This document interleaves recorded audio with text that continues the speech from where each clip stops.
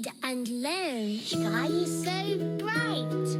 Smart kids grow with moonlight. Read and learn, shine so bright. Smart kids grow with moonlight. E-Schoolify series, fun and true. Learning dreams for me and you.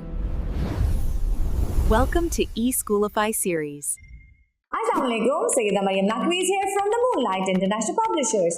आज हम सीखेंगे अरकान साजी, दो हरफी अल्फाज बनाना भारी आवाजों के साथ। हमने किया था बे, जीम और दाल।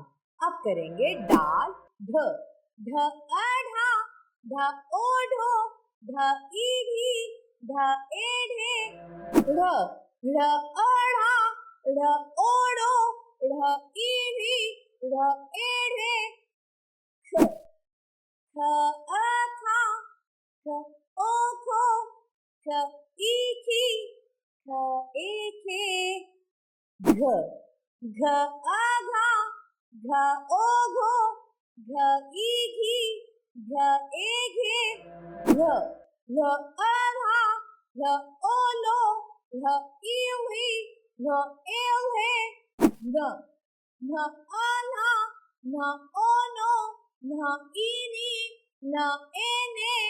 हमने आ सीखा भारी आवाजों को अ, ओ, ई और ए से मिलाना। इसकी बहुत अच्छी तरह से पढ़ाई और लिखाई करेंगे आप। शुक्रिया, अल्लाह हाफ़िज़।